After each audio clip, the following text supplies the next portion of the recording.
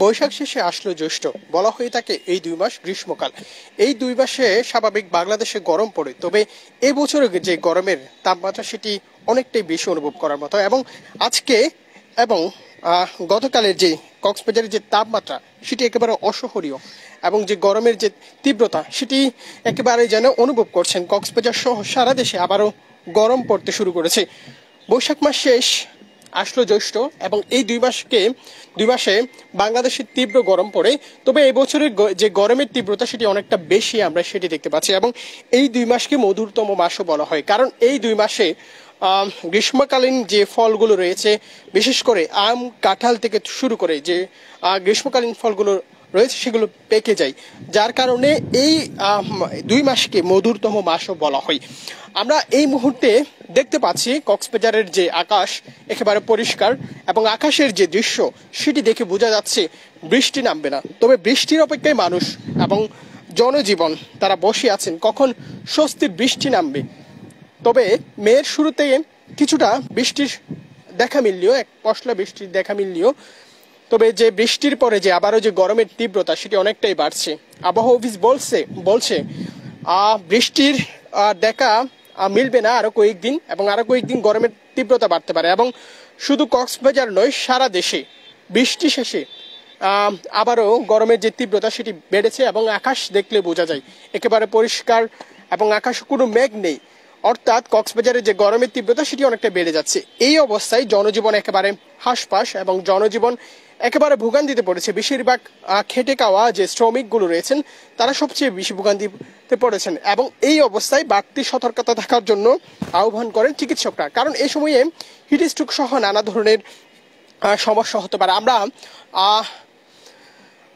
April এবং মে মাসে আমরা অনেক শুনতে পেয়েছি দেশের বিভিন্ন অঞ্চলে হিটস্ট্রোকে অনেকের মৃত্যু হয়েছে, এবং যে বিষয়টি বলছেন চিকিৎসকরা, অন্তত এই যে তীব্র গরমে বাড়তি সতর্কতা থাকার আহ্বান করছেন চিকিৎসকরা, সেটি আমরা দেখতে পাচ্ছি। এবং আমরা আপনাদেরকে দূর থেকে একটু দেখাতে চাই কক্সবাজার শহরের যে দৃশ্য এই মুহূর্তে দেখা যাচ্ছে।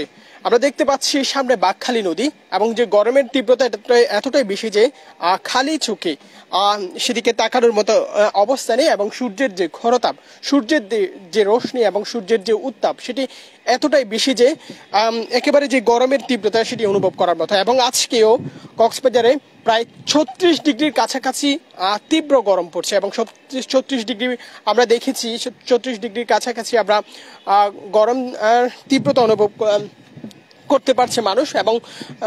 এবং এই তাপমাত্রা মানুষের শরীরে অনুভব হচ্ছে 40 থেকে 42 ডিগ্রি সেলসিয়াস পর্যন্ত। এই মুহূর্তে কক্সবাজার শহর থেকে আমরা আপনাদেরকে দেখানোর চেষ্টা করছি যে দৃশ্য দেখা যাচ্ছে। এবং নিশ্চয়ই খুরুশকুল ব্রিজ আপনারা নিশ্চয়ই দেখছেন। আমরা একটু দেখাতে চাই এখানে যে সকাল এবং যে বিকেল বেলায় মানুষের আনাগোনা বাড়লেও, এবং এই তীব্র গরমে খুরুশকুল ব্রিজে হাতে গোনা কয়েকটি যানবাহন ছাড়া কোনো মানুষই নেই, সেটি আমরা দেখতে পাচ্ছি। এবং এটি একেবারে ব্যস্ততম একটি সড়ক বললে চলে, এবং এই সড়ক দিয়ে খুরুশকুলের মানুষ সবসময় পারাপার করে, এবং সে খুরুশকুল ব্রিজেও কিন্তু এখন আমরা কোনো মানুষ দেখতে পাচ্ছি না। এবং রাস্তাঘাটে খুব কম মানুষই বের হচ্ছেন শ্রমজীবী এবং দিনমজুর ছাড়া। সেক্ষেত্রে বলা যায় যারা শ্রমজীবী দিনমজুর তারাই সবচেয়ে বেশি ভোগান্তিতে পড়ছেন। এই অবস্থায় একেবারে জনজীবন হাঁসফাঁস করছে, এবং যারা ঘরে আছেন, এবং এই অবস্থায় আরো নতুন করে একটি যুগ হয়েছে লোডশেডিং, এবং লোডশেডিং এর মাত্রাটা আরো অনেকটা বেশি, সেটি বলছেন। এই অবস্থায় যারা ঘরে থাকছেন তারাও এই গরমের তাপমাত্রা অনুভব করতে পারছেন।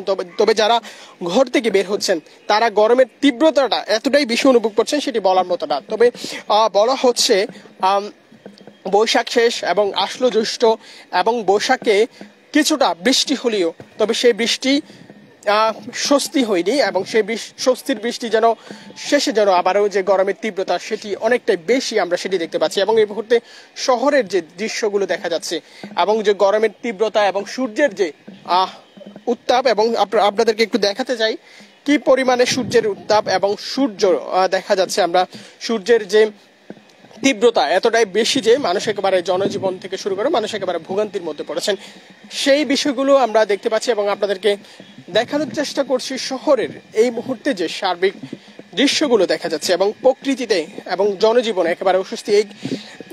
এই ক্ষেত্রে যে প্রকৃতির যে গাছপালা রয়েছে সেই গাছপালাগুলো অনেকটা শুকিয়ে যাচ্ছে, আমরা এমনটি দেখতে পাচ্ছি। এবং যে প্রাকৃতিক থেকে শুরু করে প্রকৃতির যে বিভিন্ন পশু পাখি রয়েছে তারাও একেবারে হাঁসফাঁস করছে এই অবস্থায়, সেটি আমরা বুঝতেই পারছি প্রকৃতির এই রূপ। এবং গত বছরের চেয়ে এবছরে তাপমাত্রা অনেকটা বেশি, এবং আমরা নানা গণমাধ্যমে জানতে পেরেছি, নানা সংবাদ মাধ্যমে এই বছরের যে তাপমাত্রা, এই বছরের যে গরম সেটি 36 বছরের রেকর্ডকেও ভেঙেছে সেটি বলছেন। অর্থাৎ এই তাপমাত্রা বাড়ার কারণে বিশেষজ্ঞরা মনে করছেন জলবায়ু পরিবর্তনের কারণে এমনটি ঘটছে। এবং বিশেষ করে দেশে এবং যে কক্সবাজারে আমরা নানা সময় শুনতে পাই গাছ কাটা হচ্ছে, গাছপালা কেটে ফেলা হচ্ছে, পাহাড় কাটা হচ্ছে এবং বনভূমি ধ্বংস করা হচ্ছে। এর ফলেও যে গরমের তাপমাত্রা সেটি অনেকটা বেড়ে যায় এবং দেশের বিভিন্ন অঞ্চলে গাছ কমে যাওয়ায় বিশেষ করে বৃষ্টিপাতের সংখ্যা অনেকটা কমে গেছে, আমরা এমনটি শুনতে পাই। অর্থাৎ বলা চলে বৃষ্টির যদি আপনি দেখা মিলতে চান এবং বৃষ্টি যদি নিয়মিত এবং সঠিক সময়ে যদি বৃষ্টি হতে হয় তাহলে গাছের প্রয়োজনীয়তা একেবারে অনেকটা বেশি, সেটি বিশেষজ্ঞরা বলছেন। আমরা এই মুহূর্তে আপনাদেরকে দেখানোর চেষ্টা করছি শহরের এবং প্রতিদিন আপডেট জানানোর চেষ্টা করছি। তবে কয়েকদিন বৃষ্টি হতে আরো কয়েকদিন বৃষ্টি হবে না এমনটি আমরা জানতে পেরেছি, এবং বৃষ্টি হতে এবং আরো কয়েকদিন গরমের তাপমাত্রা বাড়তে পারে, আমরা এই বিষয়টি জানতে পেরেছি। দর্শক, এতক্ষণ আমাদের সাথে থাকার জন্য অসংখ্য ধন্যবাদ। আমরা আপনাদেরকে আবহাওয়ার যে আপডেট সেটি জানানোর চেষ্টা করেছি।